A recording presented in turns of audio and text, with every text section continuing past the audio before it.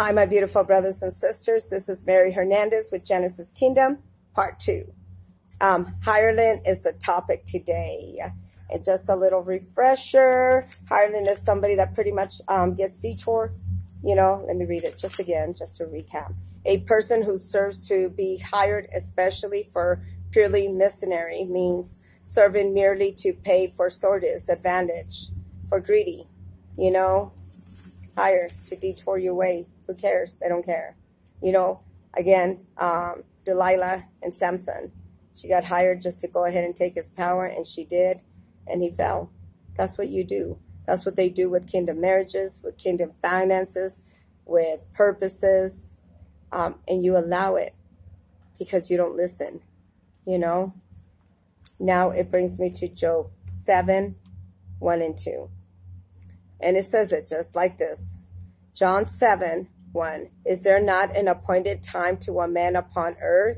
Are not his days also like the days of the hireling? As a servant earnestly desires the shadow, as the hireling looketh for the reward of his work. You don't want a reward? You don't want to walk into your promised land? They do it. And that's what it says, smarter the children of the world than the children of the light. Because they get hired to detour your way, and you listen, and God sends you somebody and you don't. But hey, they're waiting. Hire me. Pay me. Hey, pay me. I want to make some money. Come on. And then some of you take the job and go and attack your own family. Well, he gets a double whammy. You don't get your inheritance, and then you get a chance to try for her not to get his inheritance. Whoa, let's do this. I will gladly pay you. Come hit her. Come hit her. Let's do it. Why not, right? So now it brings me to Job 14. Job 14, 6 and 7. Turn from him that he may rest, till he accomplish as a hireling his day. For the hope of a tree is to be cut down, that it will sprout again, and tender branches thereof will not cease. You know? Over and over. Let's just tear her down. We'll tear him down. Let's go. Keep going. I'm waiting. Hire me. I will do it. I will gladly do it. Pay me some money. And then you're still without nothing. You're still not in the land flowing with milk and honey. You know, I know I'm already blessed beyond. I already know that. And I could have easily had said, well, hey, I did everything I was supposed to do. Go ahead. And I could have clocked out and be like, I paid. I did my dues, right? Wrong. Because I haven't brought you home. I haven't brought you into the land flowing with milk and honey. Do you understand? That is my purpose, to bring you home. Continue showing up until she does it. And in there, awaken you, awaken this world into this demonic system that had dominion, because you're sleeping, because you're worshiping other idols, because other gods are making themselves gods, and you go to them. This whole world does. Oh, king, oh, you know, and then you get the fake kings and queens that stole that inheritance. Queen Elizabeth, all of them, demonic people, and everybody worships them as their idols. That's an idol. That's an idol. You have the Virgin Mary, that's an idol. That's Jesus, that's an idol. Brothers and sisters, if it was one of mine, knowing that I've been reborn again, I would be right next to him casting out demons. But he was sent to detour you away, to put clay in your eyes. I was chosen to remove that clay out of your eyes. And not just you, that veil, to you and your family, and preach it all in the Bible. That is in there. But nobody has taken the time to go study. We're just reading it. So we're passing on the same thing that our parents showed over and over. And along the way, some kings know, but they choose to live that lie. So she said, all right, let me send them in there and preach the truth, not just to my children, but to this world, and preach deliverance, preach liberty, right? So then, Job 14, 6 and 7. So, oh yeah, I read it. So now we go to Mark 1:20. There's no easy way out. Mark 1:20. And then he says, Mark 1:20. Let me make sure. It says, and straightway he called them, and they left their father Zebedee in the sheep with the hired servants, and they went after him. You know, this is just to let you know, like say I go and I bring you somewhere and I take you there, and there's more to the story, but this is me just piecing it together to understand. In the Bible, we go from Job, we go from Mark, I have Romans, I have John. It's in there. It tells you along the way, you were jumping ships, you were jumping boats with the wrong person to detour you away, a hireling that was sent to take you far away from your destiny, and you allowed it, you know. And then I did one, you know how it talked about that Zebedee in the ship, but with the hired servants that went after him, right? So, real quickly, and then it's going to be, a hireling, right? It's a laborer, an employed that's hired limited time, the kingdom of Christ and his followers. Oh, because I wanted to know, let me go in there real quick, of the ship, you know, so that they left him in the ship. And I hear that a lot. So I was kind of like, hey, you know, I want to know what that means. That's funny. Because it also says they're minion, they're flunkies. They're known as lackey, retainers, the hirelings. Almost really, if you think about it, they get hired. They're the devil's rejects. They don't care. Those hirelings get hired. They might see it as, oh, yeah, we are. No. Satan knows that he's not approached. The smith knows they can approach you, you know, unless they ask for permission, but he's slick, so he hires, you know. And that's exactly how it had it. Another word for hireling is minimal, minions, flunky, lackey, a retrainer. And then I wanted to know what a ship meant, you know. It says to put on a board of a ship, of a vessel of any kind, the ship of goods. It's a Liverpool. For New York, it talks. The transport is for a ship that converts the water, the sun's shawl. It symbolizes the boat of Christianity. The fishing boat might represent the kingdom of Christ and his followers. Jesus told his disciples to follow me, and I will make fishermen out of you, sitting in the area of the church that is called nave, that diverse in Latin words, ship, you know. So, with that being said, it brings me to Leviticus. Let's go to Leviticus. And I really thought, man, why is it detour me this way? And it's called about sacrifices, brothers and sisters. Leviticus is all about offering and sacrifices, right? And you know how people, and I don't know of this beautiful man, so it could make sense what I'm about to preach and what it means, opposed to the way the world was saying when they talk about sacrifices, right? Bring blood sacrifices, money sacrifice. I was sold out to it too. That I thought, man, how can you bring money, you know, if you don't have it? Like how can you do that? How can you bring and go buy goats and all that and bring it to the altar? Because they made it look like you have to kill a goat, you have to kill a lamb, you have to kill this, because that's the way people were even talking, that you have to kill an animal and sacrifice that animal so you could get saved. No, that's the way of a ritual, and the demonic system is the way they do it. But that's what they wanted you to think, because what? The enemy comes to kill, steal, and destroy. He doesn't give it crap, you know? So burnt offerings, sacrifice offerings is, I don't want to use me as an excuse, so I'm going to use somebody that really did it. You heard of Angela White, known former, I don't even like to say that anymore because she's not that person anymore. I pray that she stays on the right path. That she gave up that sinful world. She gave up the money in the industry that she was at. She gave up all that, and she brought it out to the altar, got baptized, and she surrendered all that. That's what it means. She gave up the fame. She gave up the money. She gave up that, and she brought herself to the altar.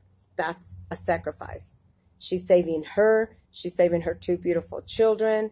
Also, another man of God was a country singer. I don't know his name, but he gave that up, and they lost a son. And he said, but it brought him and his wife, a loss in our life. It's either going to bring you to the Creator or it's going to bring you away from a Creator. Do you know what I'm saying? Is it going to bring you to Him or away from Him? It brought me more closer to the Creator. I've always been close, like peanut butter and jelly, but it brought me, and I hanged on, and I went into prayer and prayer and prayer, and then I learned and I grew, and I went into studying. It made my spiritual gifts. I was asking, stir it up, help me stir it up, my spiritual gifts, whoa, and showing me, and this is what it means. That man gave up his country. He was a country singer, a famous country singer. Even some people go, man, he's taking all that out and bringing it to the altar. Yes, he did. Yes, he did. He gave all that fame up. He gave up that money and said, you know what? I'm gonna help this church that is mine. I believe he said a Baptist church. He said, I'm going to serve this Baptist church. God's just asking me to help this church. He said, I'm not starting my ministry. And he doesn't ask you that. He just asks you, live that sinful world. Come back. Leave that fame that the world has to offer you. He's luring you with the riches of the world, but it keeps you in sin and in bondage with Satan, a blood covet. That's what it means. Do you get it? So he's saying, give that up, my children. Give this up, world. Come back to me, a relationship with you, with me, that you left me. You forgot me. You didn't even know who I was. And you're serving and you're making other men. That's what it means. You're playing harlot to men, that you're bowing down to men as he is God. And he said, they're men. They're men. Is it because you don't see her that you don't believe? Yes, we're in the image made of her. I don't say bow down to me, but I'm using my voice to bring you home. To bring you home back to the maker, this world back in a relationship with the breaker, with the maker, because it was a broken world. It was a broken hallelujah. It was broken, that relationship with the Creator. Nobody followed the 10 Commandments. Morals, respect was lost. Marriage values, family values. It became a beast world. Money, kill, steal, and destroy. I'm jealous of her. Take her down. I'm jealous of him. Take him down. Why? Why? That's what it means. And you let Jesus clay you. But really think about it. Did he? Did he really blind you? Did he purposely put this in you? No, he didn't. He told you, you're not from my flock. Only thieves come and steal and destroy. I come to you as judgment into this world. And there's a Bible verse that said that. There's ones that are doing false prophets, that are doing signs and wonders. They have devils in them. That's also in Revelation. And he tells you, you're not from my fold. My sheep hear my voices. They say, you have a devil. If you know, why are you still asking me?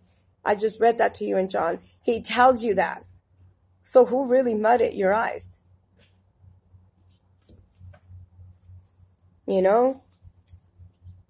Leviticus 9:1 through 24, and it highlighted 9 to 9:13. And then I'm going to go into a Delilah, a hireling story, so you could get the whole view. This is to man, this is to woman, and it applies not just to a sinful, lustful world that has a huge part in it because it had, but sin in general. Playing harlot to man, and I read to you the story and what it means that Jesus is not. He's a man that made himself God, and he tells you, well, isn't that the Bible said that there's other gods? Why are you mad at me? You're doing it also. He tells you that, and I just read that to you. That is also sin. You should not supposed to have no other idols, and you're bound down to men. She's saying, you forgot about me. You don't even know me. And we didn't know her. And then it brought me more definition of the hireling, And then now Leviticus, offering and sacrifice. And a lot of it, when she talks about a lamb, is daughters, ox, means man, a beast system that make themselves God. You know, Nebuchadnezzar made that big old shrine of himself. You have to worship me. And Daniel didn't, but she's seen him through the fire because he didn't bow down, you know. So I wanted to go a little bit into details about what it means. It's a metaphor. When she says ox, beast, is man, lambs, daughters, you know, what do you bring into the sacrifice, you know, just to help you understand what it means that you bring into the altar. Is come to the altar. What are you bringing to the altar? What are you giving up in this world for me? To save you. To save you. That's what she's asking. Is to save your soul. What are you bringing? What are you giving up in this world that I have so much to give to you? Let alone we get to live. Let alone she had mercy and grace came and met us. And all she asked for is for us to follow the 10 Commandments, have no other idols. And we get to walk into the lamb flowing with milk and honey? What? Why was I cheating myself out of something like that? Because the enemy had you. And some of you are still caught up with the jealousy over that person, that she's going to be on that throne, that person going to be on that throne, so are you. You're going to reign over nations. They're not going to reign over you. You're going to lend and not borrow. She's moving the darkness and ruin the daughters in, but you have to get healed. How are you going to serve the kingdom of heaven on earth when you're still serving darkness? You're still sitting there idolizing a wrong person, not the creator. So then it brings me to Leviticus 1. And it came to pass on the 8th day of Moses, call Aaron and his son and the elders of Israel. He said unto Aaron, take thee a young calf for sin offering, a ram of burnt offerings without blemish, offer them before the Lord, and unto the Lord of Israel. See? So just say, hey, baptize me of the God of Israel. What does David say? You know, what did Goliath told him? You come at me with, he told him, you come at me with a spear and a sword. And he said, but I come out to you with a rock. He said, you come out to me with a rock? He goes, you come out to me with a spear and a sword, but I come out to you with the God of all armies, the God of Israel. And boom, God gave him the victory, you know? And it tells you on there. Nobody listens, you know? Leviticus 9:3. And unto the children of Israel, those shall speak, saying, take ye the kid of the goats for sin offering, a calf and a lamb, both first year without blemish, meaning no sin. That's what it means. Blemish means that you're coming back with no sin. You're bringing to the altar, said, I gave that up to the world for a burnt offering. Also bullocks, rams for peace offering, to sacrifice before the Lord. Meat offering mingled with oil, for the Lord will appear unto you. Moses brought, which Moses commanded before the tabernacle of the congregation, and all the congregation drew near and stood before the Lord. Moses said, these things which the Lord command you, that you should do, glory to the Lord, and they shall appear unto you. Moses said unto Aaron, go to the altar, offering thy sin offering and burnt offerings, and make an atonement for thyself and for thy people, offering an offering for the people to make an atonement for them. The Lord commanded. And I'm going to say it now. So I said, I bring you all of me. I left everything. I'm around some of my children, but I haven't picked up my boys yet. But I brought everything onto the altar. I gave everything out of the world. She separated me. I've been totally in my calling. And I said, I will finish my course. I will have faith. They don't have faith. I have faith. They don't trust. I trust. They don't believe. I believe. She said, all I need was one person to stand in who I am, and I will bring it to pass. That's all she's ever asked for one person to stand. Nobody has been able to finish that, to get to the finish line. You read Chronicles 1 and 2, Kings 1 and 2. The kings got comfortable. They stopped on the journey into the promised land. Sin or whatever reason it was. You can't do that. You can't get comfortable. Are we going to have war? Absolutely. It's fighting for your soul. But you have to outdo the opposition. If it's easy, it's not from God. If it's hard, it's because you're walking away from everything and the devil's fighting for your soul. Now it says Leviticus 9:9. The sons of Aaron brought the blood onto him, and they dipped fingers in the blood, and they put it upon the horns of the altar. They poured out the blood at the bottom of the altar. The fat, the kidneys, and coal, and the liver, and the sin offerings he burned on the altar. And the Lord commanded Moses, all the flesh that hide the burnt offerings fire without the camp. And he slew the burnt offering, and Aaron's son presented him with the blood and sprinkled round about the altar. They presented the burnt offerings unto him and pieces thereof, and the head in the burnt offering of the altar, right? And that is what brought me into, 9:24. And then he brought the people's offering. He took the goat for the sin offering, and the people, they slew it, and they offered for the sin first, right? He brought the burnt offering, offered according to the manner. He brought the meat offering and took it a handful thereof, burned it upon the altar, and the burnt sacrifice of the morning. And all this are metaphors. Like Moses, if you read Moses' story, Moses took all the burdens. All the sins that we were doing, he had to do. He had to take everything that was coming at him. All hell was coming against him. The hell came after him because they knew that was the one that was going to lead him into the promised land. So who do you think is going to fight? Witches, warlocks, demons, devils. That's why they came at me hard. That's why they come at a person that is chosen to get you out of there. So that person gets discouraged, that person stops. Read Asa's story, King Asa. Sad. Prayed the first time, prayed the second time, and the third time, he said there's too many of them. And he offered them gold to leave us alone for peace offering. And God said, you made them greater than me? She pulled back. And he perished there. That's what they do, brothers. That's how they stop. Nobody has ever made it into the promised land. Read the Bible. It's our mother's lamentation to her children that all she tells you, follow the 10 commandments, leave that sinful world, leave that beast system, a blood covet. She's not a blood covet. She's a water baptismal covet. Over and over again. Say when you baptize me of the God of Israel, baptize me in holy water for all my repentance of sin. Reborn again, live that sinful world.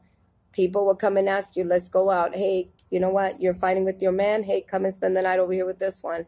Don't do it, because all they're there is hirelings to get you to sin. Now Leviticus 9 to men and women. Leviticus 9:18. He slew also the bullock and the ram and sacrificed his peace offering, which was the people. And Aaron's son presented him with the blood, and he sprinkled upon the altar round about. The fat of the bullock, the ram, and they covered it. Yeah, it says the ram and the rump. And which covered it the inwards of the kidney, and the coal above the liver. They put in the fat upon the breast, and the burnt upon the altar. But the breast and the right shoulder Aaron waved, and they waved the offering before the Lord, and Moses commanded. And Aaron lifted up the hands towards the people and blessed them, and they came down for the offering, and the sin offering, and the burnt offerings and peace offering. Moses and Aaron turned to the tabernacle of the congregation, came out and blessed the people of the glory of the Lord, appearing to all the people. And they came in the fire up before the Lord, and it consumed up in a burnt offering, and the fat, and the people saw, and they shouted, and they fell to their face. It's over and over again. She tells us how to come back to her, and she forgives us, but going into remission of sin. Not going and doing the same thing over and over, because then the devil's fighting for you and you're giving in, So what is the meaning of the burnt offerings in Leviticus? The biggest difference between a burnt offering and the offering is that I make our burnt offerings, entire animals was burned in the altar, symbolizing a commitment or a surrender to God as. You get it? Not actually go killing it. You're bringing in everything that you used to, whatever it is. And guess what? If you're able to save somebody that was in darkness, a witch or a warlock, and they want to come, she said, hey, this person wants to, that's souls you're saving. If you have a chance to talk to somebody, hey, the end is coming. Repent from sin and go into remission of sin, But it symbolizes a total commitment, a surrender to God. As you read, think about the different ways of burnt offerings that could teach us for an atonement, So then it brings us to this beautiful, and I'm going to start it because I have like 5 minutes. Samson and Delilah, a hireling, right? So it brings me to Judges 16, 1 through 31. So I'm going to Judges, and I'll probably do part 3. And then I do have some that are closing it up.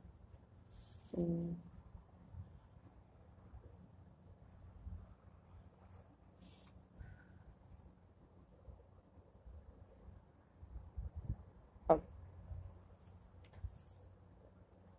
Sorry about that. It's Judges 16. 1 to 31. All right. And it went straight to the story, right? Judges 16, 1. Then went Samson to Gaza, and he saw there a harlot, and he went unto her. And it was told, it was the Jezite, saying, Samson is to come hither. And they compassed him, and they laid him in wait for him all night in the gate of the city, where it was quiet, and all night, saying, in the morning, when is day, we shall kill him. Right? When you're anointed and they know that, the enemy fears you. They don't act like it because they try to act like they're more powerful than you. So it's almost like an intimidation they try to put, right? But when you know who your maker is, you know that. But they knew he was highly anointed, you know? Oh, sorry. Sorry about that. And then it says, and Samson lay till midnight and arose at midnight, and he took the doors of the gate of the city. 2 posts went away with him. The bar and all they put upon his shoulder, and they carried them up on top of the hill, and he is before Hebron. But it came to pass afterwards that he loved the woman in the valley of Sorkor, but whose name was Delilah. And the lords of the Philistines came up unto her, and said unto her, entice him, and see wherein the great strength lieth, by what means we may prevail against him, that we may bind him to affect him, that we will give him 3, and one of us 1,100 pieces of silver, right? So what is it? She's asking him. You know, that they're saying that maybe we could offer 1,100 pieces of silver. And Delilah said to Samson, tell me, okay? She's a hire. She's in there for money. I don't care. And that's the sad thing. It tells you that that's what they're hired to do. Once their job is done, they dip. So say, it caused me to sin. I'm mad at my husband. And they come and they're all like, hey, come on, you know what? Forget him. Who cares, right? Let's go. So they get hired to detour you away. So I go get drunk. I go commit sin. And that's it. Then she parts. Oh, well, they laugh. She collects the money. I got him to do that. That's it. That's what they get hired to do. To detour you away. So you don't walk into your destiny. That's why you have to be that generational curse breaker in your family. That's why nobody has finished and went to the promised land, because they sin. That will set you free. The only bondage you have is that you're staying in a slavery mind and still into sin. So that keeps you in bondage with Satan, you know? So then Delilah, right? Hey, Delilah. It goes, Judges 16:6. And Delilah said to Samson, tell me, that I pray thee, wherein thy great strength lieth, and wherein thou mightest be bound to afflict thee. And Samson said unto her, if they buy me 7 green with, and that were never dried, and then shall I be weak, but be as another man. The lords of the Philistines brought up her 7 green with, in which she had been dried, and she bound him with them. Okay? Remember, she's asking, and she's telling him, what is it that will make you weak? And he tells her. And then she goes, tell them, and they go get her the stuff for it. And she comes back with it.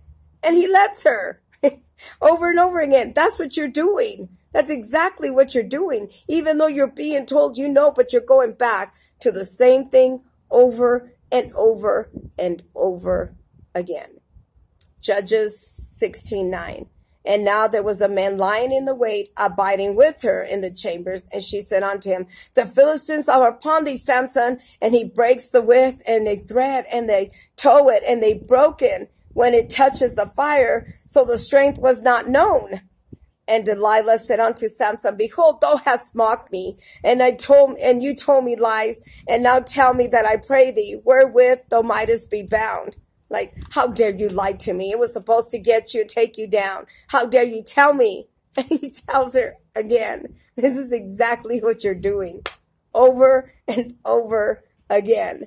And they tell you, hey, don't do it. Hey, you're supposed to go that way. But I'm going to listen to that one because whatever reason you have.